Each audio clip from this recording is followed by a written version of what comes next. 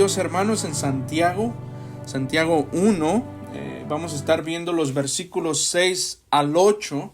Especialmente el versículo 8 es mi texto para desarrollar la doctrina que el día de hoy aprenderemos. Así que leamos desde el 1 al 8, hermanos.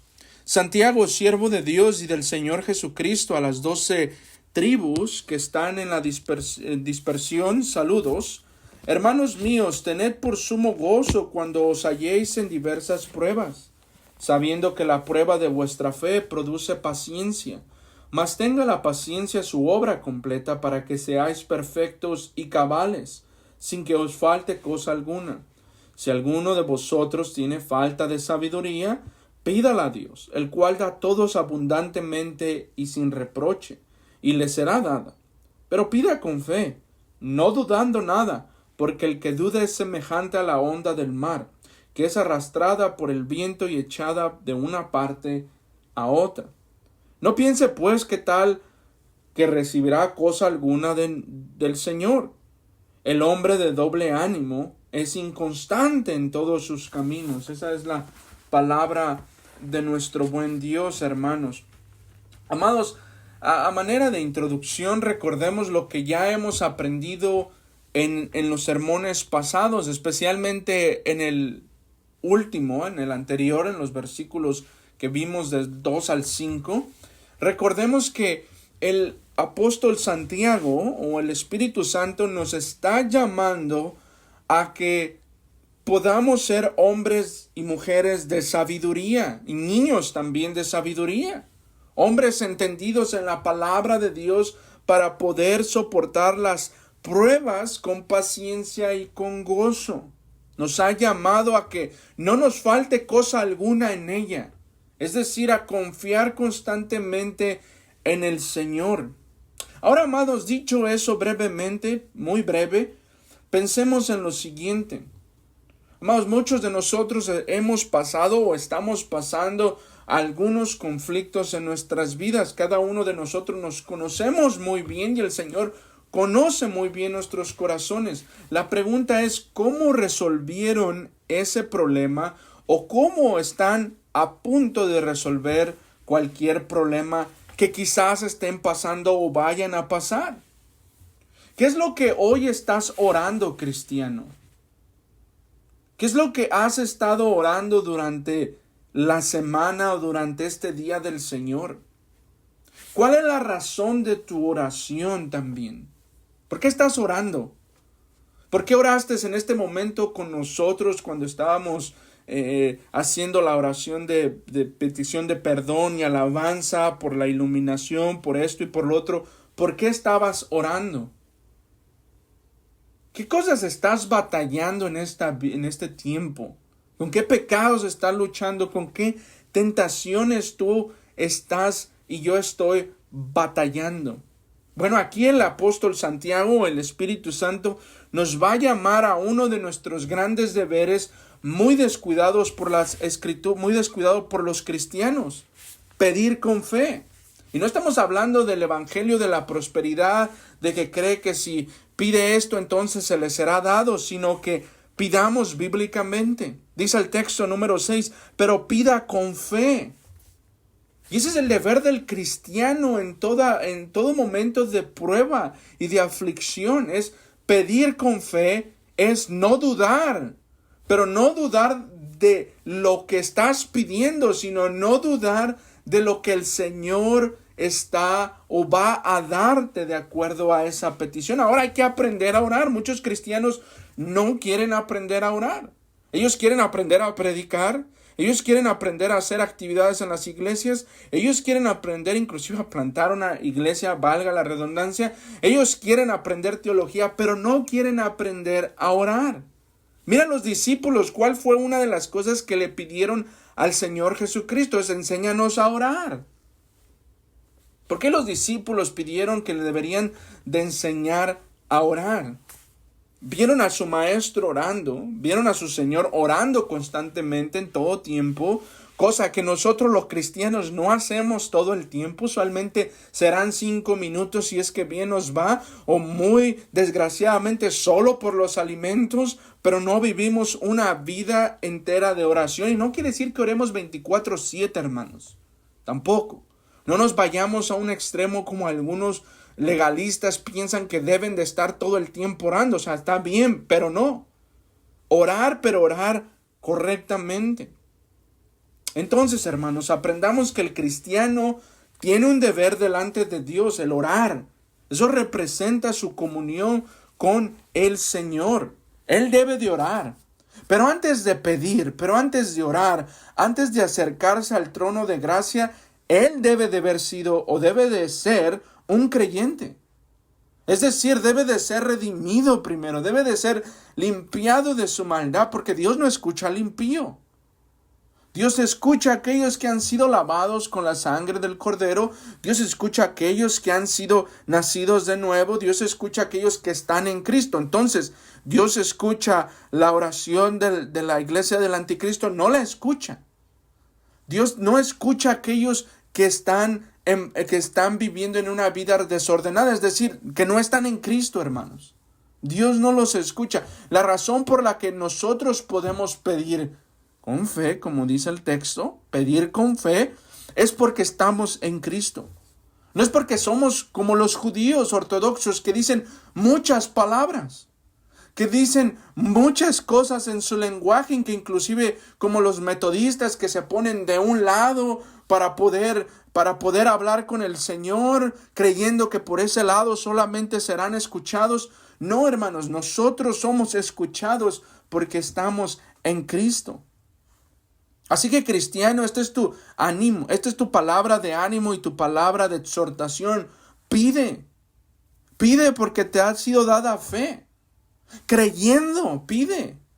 Creyendo la palabra de Dios, no creyendo, hermanos, que porque si oras va a suceder. Pueda que suceda tu petición, tu oración, pero va a suceder dentro de la santa y bendita voluntad de Dios. Y eso no nos gusta. Eso no nos gusta, hermanos. Porque la voluntad de Dios no son nuestros pensamientos, no son nuestros deseos, no son nuestros planes. La voluntad de Dios es diferente a lo que nosotros pensemos y creamos. Así que debes de creer la palabra de Dios revelada y orando con ella como una guía al cielo. Muchos cristianos, hermanos, me ha visto, yo mismo, años atrás, que quiero orar, especialmente cuando estamos ministrando, queremos orar e inventamos oraciones y está bien, pero nuestras oraciones deben de ser escritas, descritas y transmitidas desde la palabra de Dios. Es decir, hermanos, lee la palabra de Dios como una guía al cielo. Como una guía para tener una conferencia al cielo. Si el día de hoy te pudieras o tuvieras la oportunidad, no hoy, ¿verdad? El día del Señor, pero entre semana, de que se te ha dado la oportunidad de hablar con uno de los gobernantes, hermanos, tú no vas a llegar con un mensaje espontáneo delante de los gobernantes, ¿verdad? Tú llegarás con algo preparado, algo tal vez hasta escrito.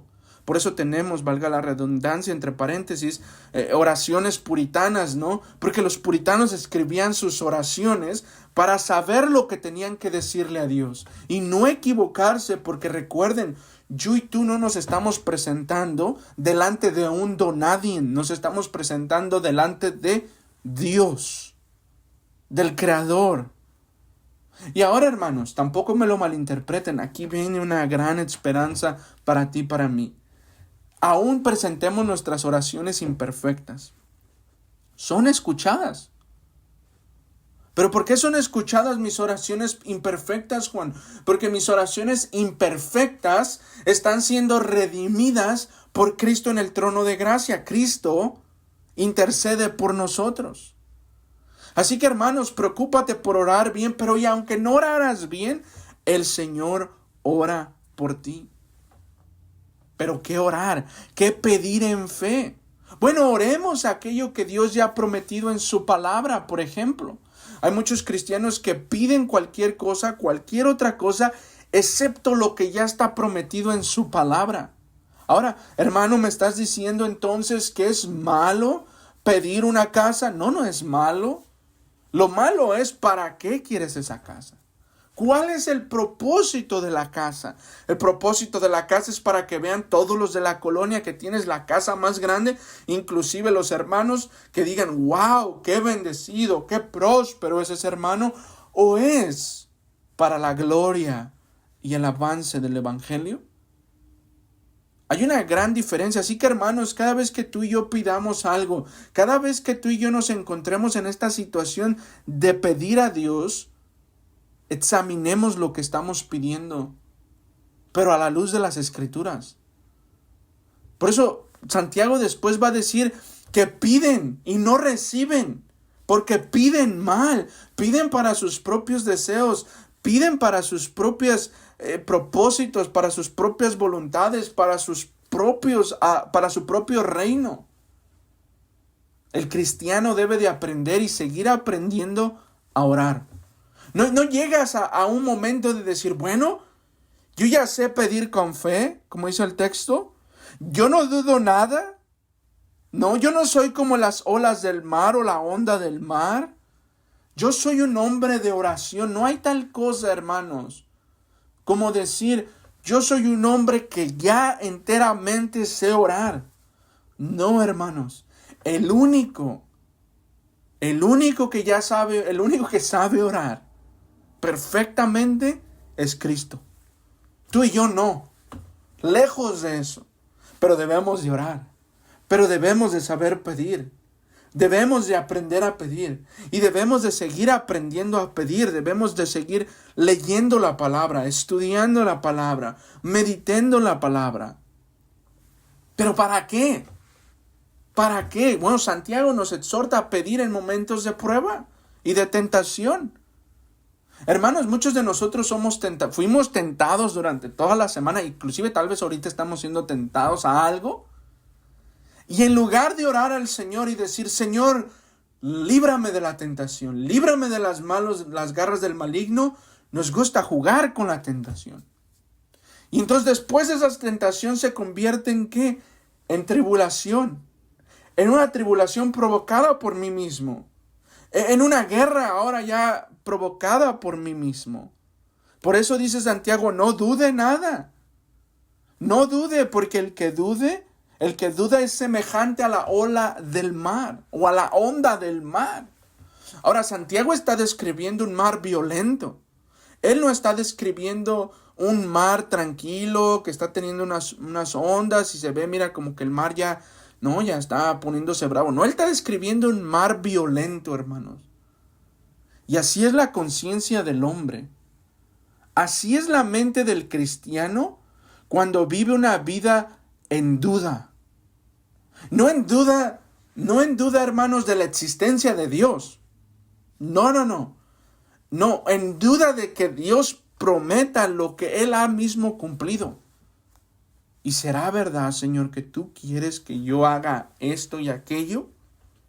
¿Y si será verdad que el Señor, por ejemplo, vamos al Antiguo Testamento a razonar un poquito? ¿Sí será, Señor, que a mi edad tan avanzada voy a poder tener hijos? ¿Recuerdan esa mujer? ¿Y luego qué hizo Abraham? Vamos a traducirlo, hermanos, al siglo 22, hoy mismo. Hizo a la ayuda del hombre, la ayuda terrenal, para cumplir los propósitos, como si Dios necesitara nuestra ayuda. ¿Y cuál era lo único que Dios le había requerido a ellos, hermanos? Creer, confiar. Ahora eso es bien difícil. Confiar en Dios cuando todo el mundo se está derrumbando alrededor tuyo. Eso es bien difícil. Pero ahí es donde nuestra fe es probada, hermanos. Por ejemplo, ahora vayamos al Nuevo Testamento y razonemos juntos. Por ejemplo, en Mateo 7, en el versículo 7 dice, pedir y se os dará, buscar y hallaréis, llamar y se os abrirá. Porque todo aquel que pide recibe, y el que busca halla, y el que llama se le abrirá. ¿Qué hay de vosotros que si su hijo le pide pan le da una piedra?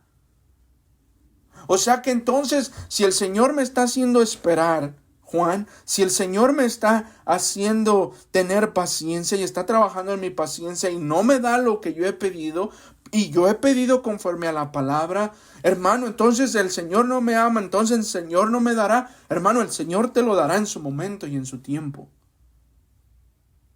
¿Por qué? ¿Por qué en su tiempo y en su momento? Porque es perfecto su tiempo y su momento. Y ya a nosotros no nos queda o no nos debemos de preocupar en entender qué está haciendo el Señor. Nuestra preocupación debe de ser esta, que no cometamos el error de Israel. Volvamos al Antiguo Testamento, que no cometamos el error de Israel de dudar de las promesas del Señor y 40 años, 4 horas o 4 minutos se conviertan en 40 años, dando vuelta. Oh, hermanos, pedimos, pero pedamos con fe, no dudando del Señor, porque el que dude es semejante a la onda del mar. No tiene dirección, no sabe a dónde va. Y aquí encaja el versículo 8 rápidamente, donde nos dice Santiago, el hombre de doble ánimo. No duden, hermanos, no duden. Por ejemplo, regresando al Nuevo Testamento otra vez, vayamos y razonemos en ese mismo pasaje de Mateo 7. Dice el 11, pues si vosotros siendo malos, sabéis dar buenas dádivas a vuestros hijos, cuanto más vuestro Padre que está en los cielos dará buenas cosas a los que le pidan. Ahora, escuchen bien. Las buenas cosas que Jesús nos está diciendo ahí, o que el Espíritu Santo nos está diciendo ahí, mejor dicho, esas buenas cosas tienen que ver con la voluntad de Dios. No las buenas cosas que yo pienso que son buenas cosas. Señor, dame el Tesla. No, ok, está bien. No es algo malo. Pero hermanos, el Señor ha prometido darnos eso. No, el Señor no nos ha prometido darnos eso. Ni darnos lo otro. Aquí entonces, hermanos, nos queda recalcar y nos queda entender que es evidente el amor de Dios por su pueblo. Que Él no lo deja alá y se va, o lo deja tirado en la deriva, sino que Él le provee la herramienta principal en la vida cristiana, que es la oración. Y la oración no solo nos lleva a confiar, nos lleva a madurar, hermanos. Porque entre más oramos y entre más nos sujetamos a la voluntad de Dios, más maduramos, más paciencia crece en nosotros, más completos estamos en Cristo Jesús, perdón. Dios muestra su amor, no solo, hermanos, en cumplir sus promesas, no solo en eso, sino también en ayudarnos a orar. Él nos ayuda a orar. En medio de la tribulación, en medio de las pruebas, en medio de las tentaciones, en medio de nuestros pecados, hermanos, que cometemos, Dios nos ayuda a orar y nos guía simple y sencillamente, constantemente a su voluntad. La oración, cristiano, será un medio que Dios usa para guiarte a su voluntad. Y ahí tú debes de descansar. En que Él te va a guiar a su voluntad.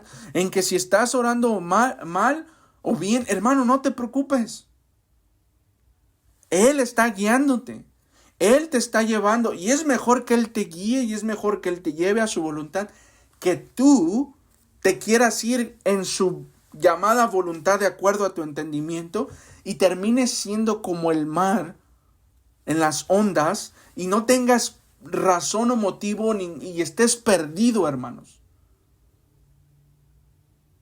Eso es lo peor que a un cristiano le puede pasar, hermanos. Estar perdido entre no saber qué hago, qué no hago, no hago esto y si hago lo otro, y empieza a maquinar en su mente, ¿verdad? Y empieza a pensar muchas cosas y empieza a pasar más tiempo en su mente que en la palabra de Dios y empieza a razonar como él quiere razonar de acuerdo a su mente y a sus pensamientos terrenales, y termina teniendo una tormenta en su mente y termina cometiendo muchos crímenes. Ahora aquí hago un paréntesis.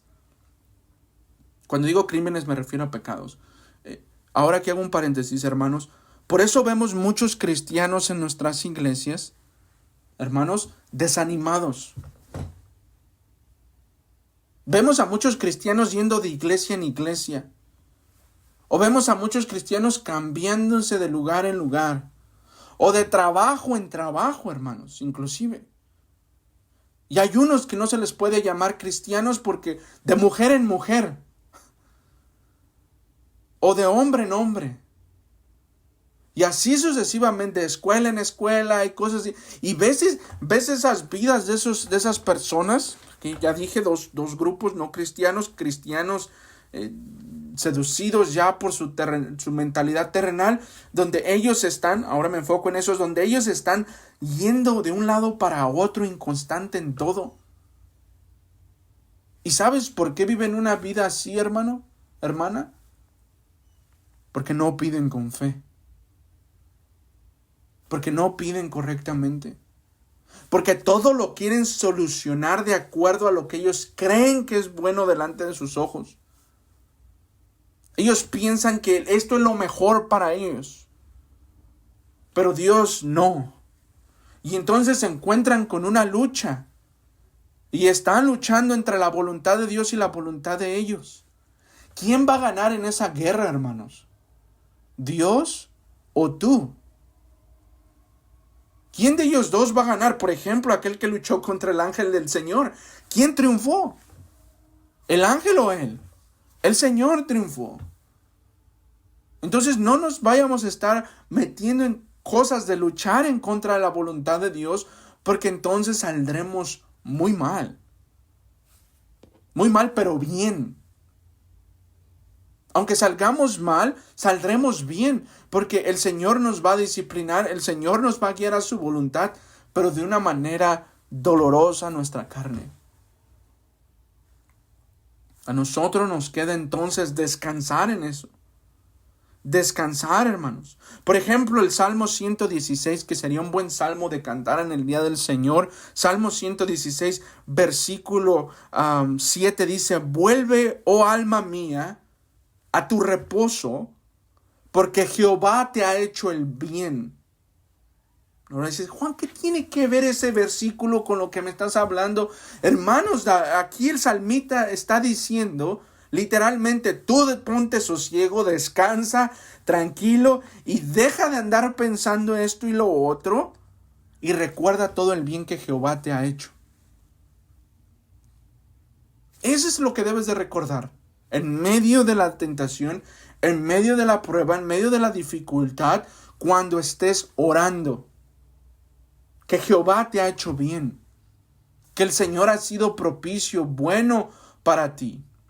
Y entonces, ¿cuál es mi deber en medio de todo eso también? Bueno, los ruegos y las súplicas. Muchos de nosotros no pedimos rogándole al Señor, no le suplicamos al Señor. Es más, hermanos, y esto se me acaba de venir a la mente. Yo personalmente enseño a mi familia a que, y esto ustedes pueden investigarlo en la palabra de Dios, preguntarle a otros hermanos, tal vez ellos conozcan más que yo, pero algo que se ha perdido en la iglesia cristiana es arrodillarse en el tiempo de la oración. O ponernos de pie en el tiempo de la oración. O oramos como si estuviéramos hablando con nuestro hijo, con el vecino, o con nuestra esposa. Y nosotros vemos, hermanos, que nosotros, inclusive levantar las manos en la hora de orar. Ya no se ven muchos ministros levantar las manos. O nosotros los hombres levanten sus manos limpias, ¿no dice la palabra? Cuando oren. Y ha sido, hermanos, porque no hemos entendido, o nos hemos olvidado, no hemos sido enseñados de que debemos aprender a rogar y a suplicar. Dios no nos dio las manos solamente para comer y manejar un auto. O las rodillas nos las dio para solo caminar también. Hermanos, nos debemos de postrar al Señor, nos debemos de arrodillar delante del Señor, debemos de hacerlo solemnemente, porque estamos ante el Señor. Así que, hermanos, en medio de ruegas y súplicos, regresando al sermón, nosotros debemos de preguntarnos una sola cosa. ¿Estamos orando conforme a la palabra de Dios? Porque Dios va a responder conforme a su palabra. Debemos de estar convencidos de todas las cosas que Dios ha prometido en su palabra. A la hora de las pruebas, a la hora de las tentaciones, y no dudar en ningún momento. Sea que Dios responda en este momento, querido hermano, o sea que Dios te responde en unos años, tú mantente fiel al Señor, creyendo sus promesas.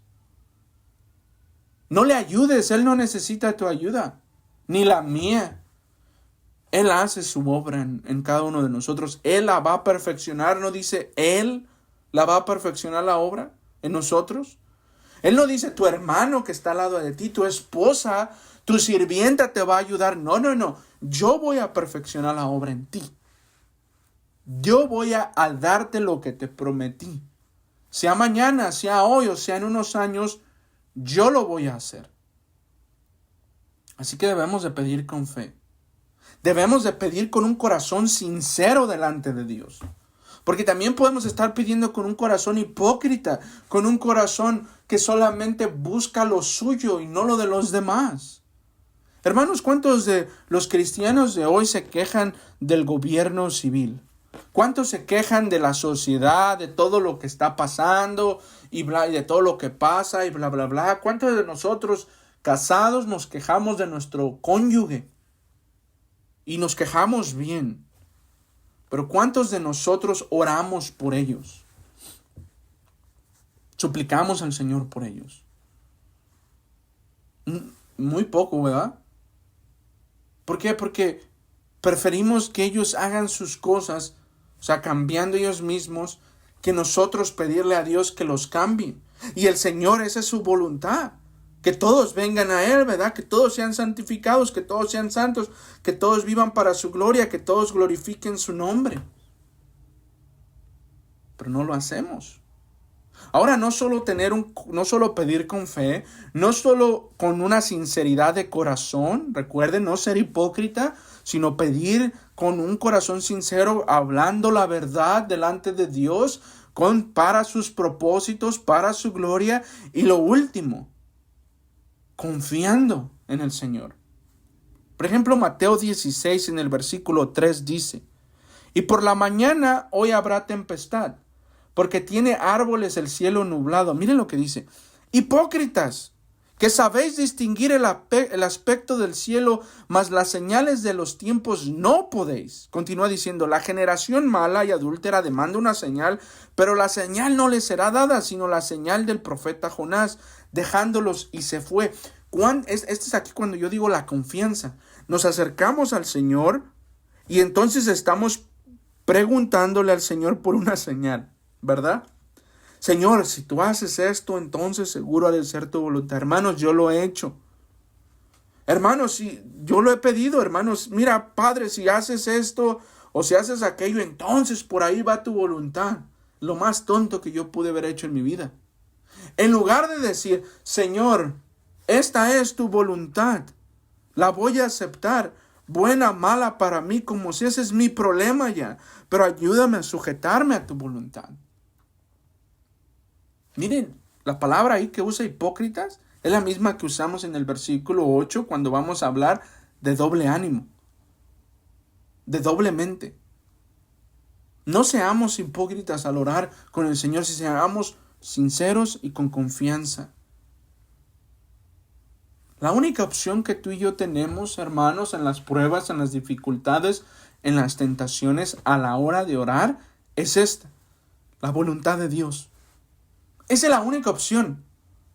Nosotros no podemos venir con el Señor: Señor, tengo 3 planes, A, B, C, D. Señor, ayúdame con A, B, C, D. Está bien. Pero Señor, cualquiera que sea tu voluntad.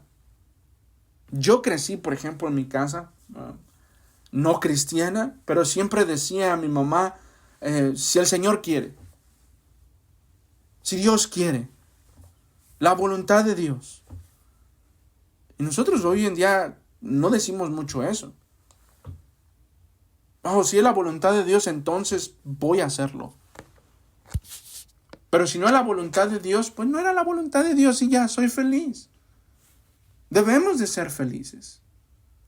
Así que esa es nuestra opción, la voluntad de Dios. Y esto nos mueve a un segundo punto, que somos negligentes. El texto nos vuelve a hablar, hermanos, que esta duda es arrastrada por el viento y echada de una parte a la otra. Ahora, ¿por qué razón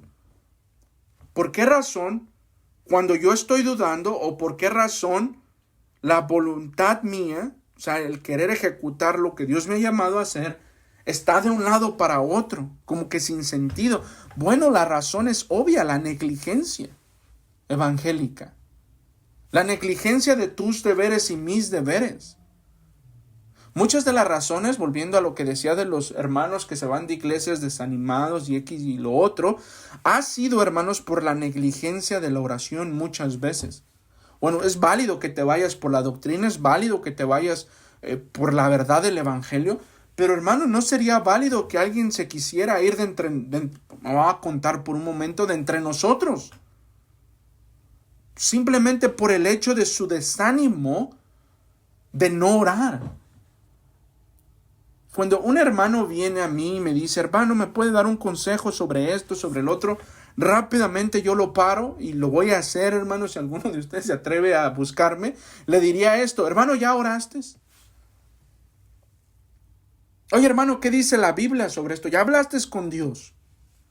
Porque yo no soy como la iglesia del anticristo, hermano, donde vas a venir y te vas a confesar y yo te voy a decir que leas 3 capítulos de la Biblia, evangélicamente hablando, 3 capítulos de la Biblia, te cantes 4 salmos y tengas 1 hora de oración y 2 días de ayuno. Hermano, yo no te voy a decir eso.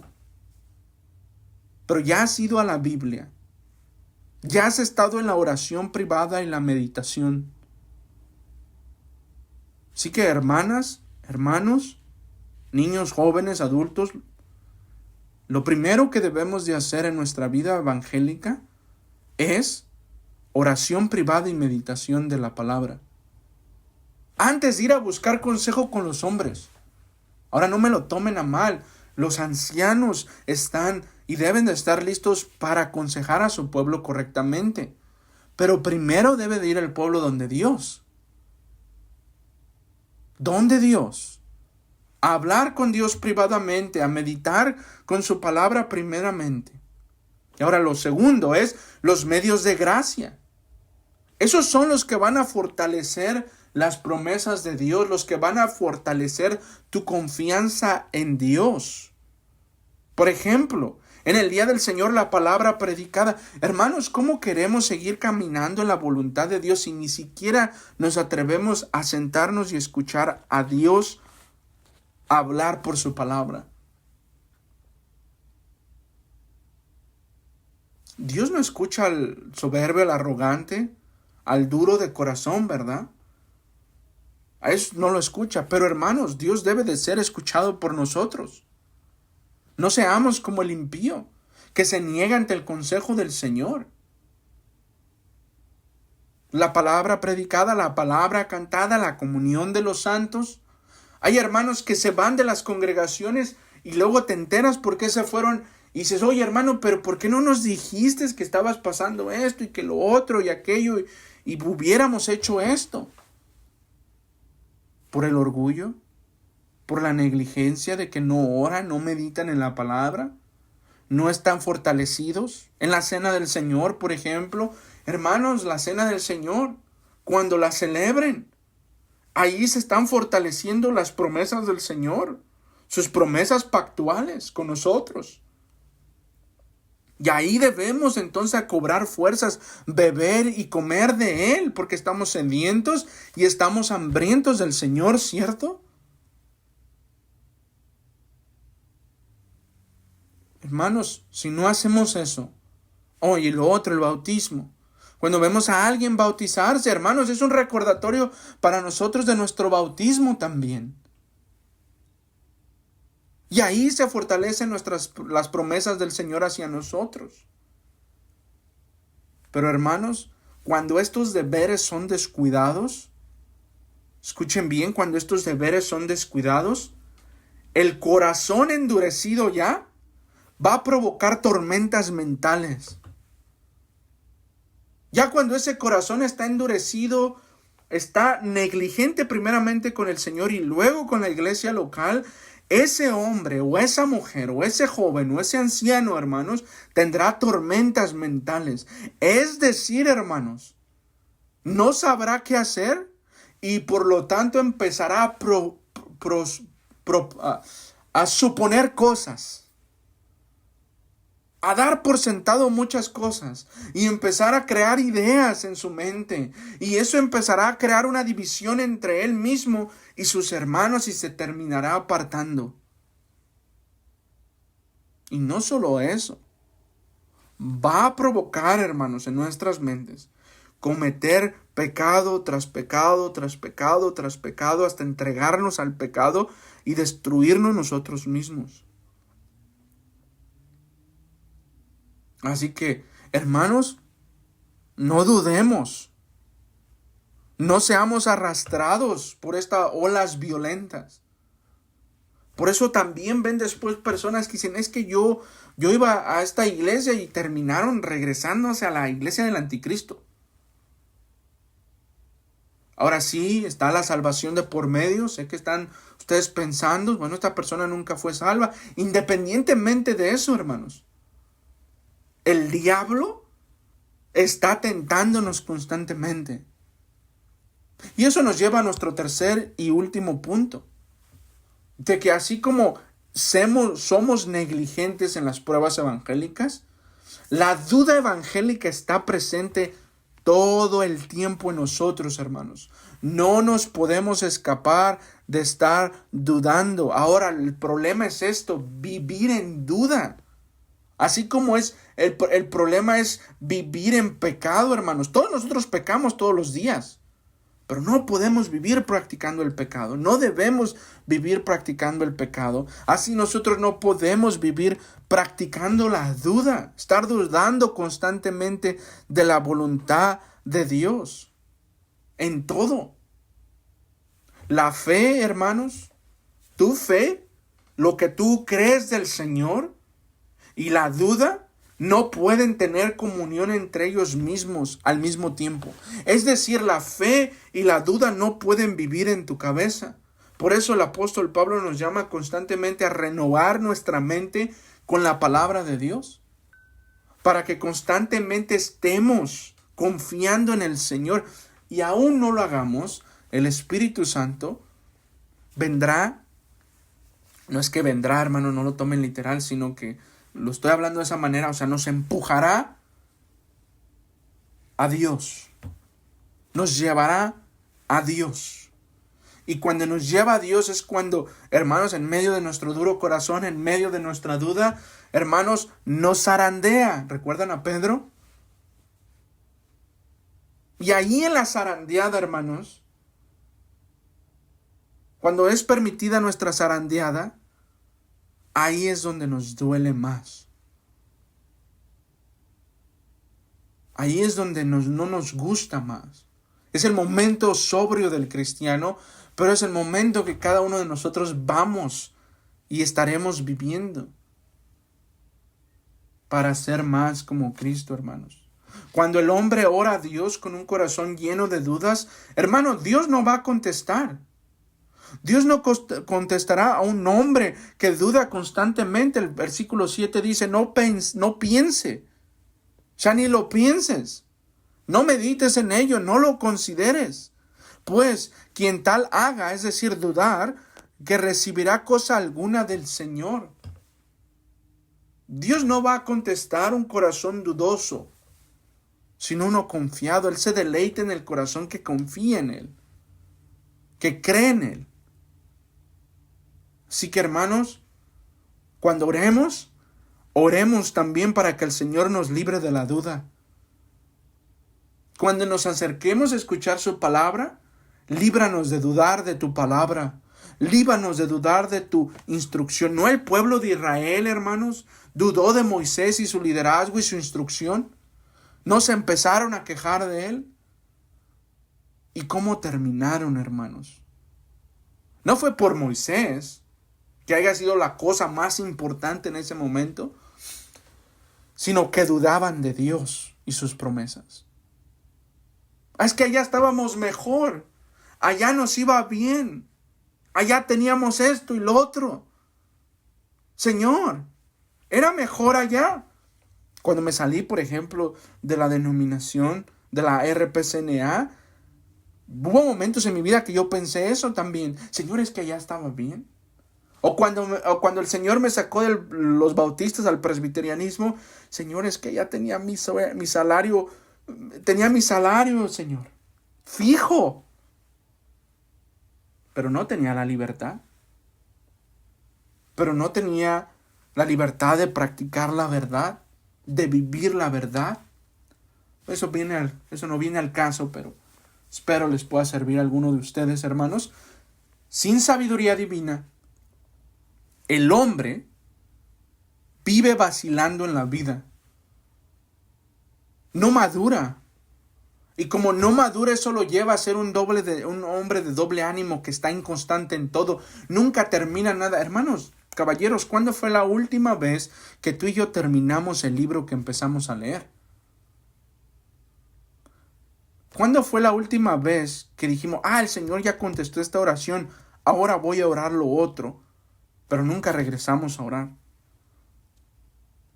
Muchos cristianos, pregúntenles a aquellos que hicieron su plan de lectura de un año para este año 24, pregúntenles cómo van. Y te apuesto que el 80% te va a decir, hermano, es que ¿sabes qué? No pude, fíjate, pero ya viene el año que viene. No me comprometí a la iglesia a hacer esto, a hacer lo otro, y nada. Nunca lo hice. Y no nos sentamos mal, hermanos. Eso revela nuestra naturaleza y revela nuestra necesidad de la gracia de Dios en nosotros. Pero no vacilemos. Pidamos sabiduría para no comportarnos de esa manera. Pidamos sabiduría al Señor para que nos fortalezca, para que no seamos como la ola del mar que va creciendo y que está en constante inestabilidad en su vida espiritual y terrenal. Hermanos, la manera en cómo vivimos la vida espiritual se refleja en cómo andamos aquí en la tierra. No, ninguno de nosotros somos tontos, nosotros vemos. Así que padres, ustedes que son padres, vivan una vida sin vacilar. Sean estables para que sus hijos no vean que ustedes son como el mar violento, inestable. Y niños, ustedes aprendan de sus padres. Si sus padres les modelan una vida cristiana correctamente, hagan lo bueno delante de Dios, niños. Porque el Señor se agrada en la obediencia de sus pequeños también. Así que cuando sus padres, niños, les digan, haz esto, se los están diciendo porque el Señor los ha llamado a que se los diga. Y hacerlo es bueno porque eso es obediencia. Y obedezcan todo el tiempo, niños, porque también deben de ser ustedes estables en su vida. En sus tareas, terminen sus tareas, terminen de limpiar su cuarto a tiempo, terminen de ayudar a mamá y a papá en los quehaceres de la casa, cumplan, sean hombres que cumplen y mujeres que cumplen lo que hacen y dicen. Porque el Señor nos ha dicho a todos nosotros, hermanos, el sí debe de ser sí y el no debe de ser no, el no es del diablo. Así que seamos constantes. El cristiano, hermanos, no es un hombre de doble ánimo. Por ejemplo, cuando se nos habla en el versículo 8, el hombre de doble ánimo es inconstante en todos sus caminos. Se nos está hablando de un hombre de dos corazones y de dos almas. Es decir, un día dice que el Señor es fiel, bueno, verdadero. ¿No te ha tocado oír estos hermanos cristianos decir, no, el Señor es bueno, estoy bendecido, estoy muy bien, gracias al Señor? Y 2 días después, es que no sé, ya empiezan con todo estas cosas de desánimo, de depresión, de estar. Ahora no me lo tomen a mal, no estoy diciendo que el cristiano no se deprime, hermanos, eso es otro tema. ya empiezan con sus cosas de estar mal, de seguir al mismo vicio del pecado, de dejar de congregarse, de dejar de ser hombres sabios, de andar de trabajo en trabajo y luego, después de 3 días, otra vez, no, y el Señor es bueno, no, hermano, aquí estoy, ahora sí, y ahora sí me voy a entregar al servicio de la obra. No es inconstante, no pareciera que ese hombre tiene 2 personalidades. No, 3 días lo conocimos como el supercristiano, el super reformado de todos nosotros, y 3 días después le conocimos como que fuera una persona que apenas está conociendo al Señor. Y están así, baja y sube, baja y sube, baja y sube. 2 almas, por ejemplo, 2 sentimientos. Un día se sienten muy bien en el Señor como campeones. ¿No te ha pasado, cristiano, que nos levantamos un día y decimos, wow, este es un gran día? Estoy feliz. Todo va muy bien a mi alrededor. Tengo todo lo que necesito. Y después, al día siguiente, vienen las aflicciones, las tentaciones. Y ya estamos así. Señor, ¿por qué yo? ¿Por qué me has abandonado, oh Dios? No, hermanos. Esto nos llama entonces a la sinceridad, a no ser hipócritas. Es mejor ser tú, cristiano, que ser aparentar otras cosas. Es mejor que mis hermanos me amen a mí tal y como soy, Juan Salas, así, que me amen por no ser, que me amen por ser alguien que no soy.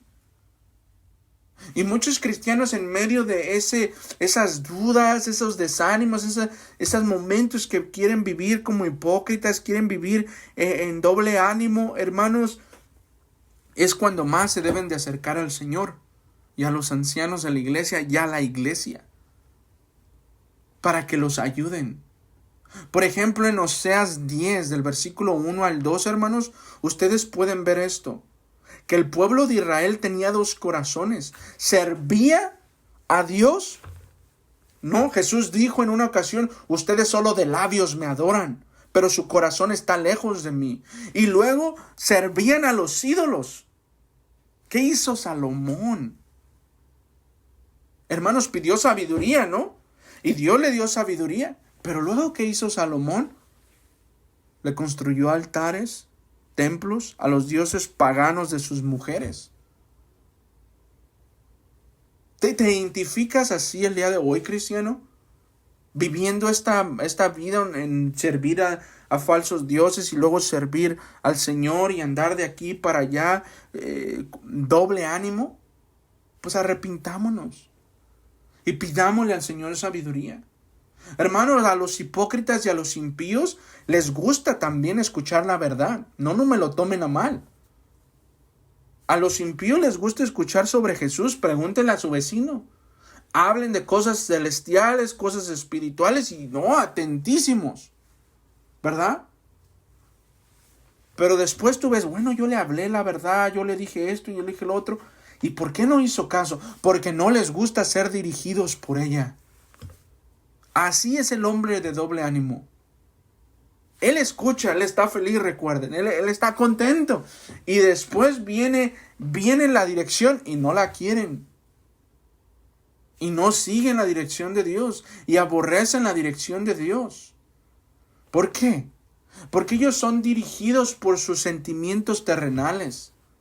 Domina lo terrenal, domina su carne, domina su mente, domina más el servicio a Satanás, a los paganos, a los dioses falsos, que al Señor y su verdad.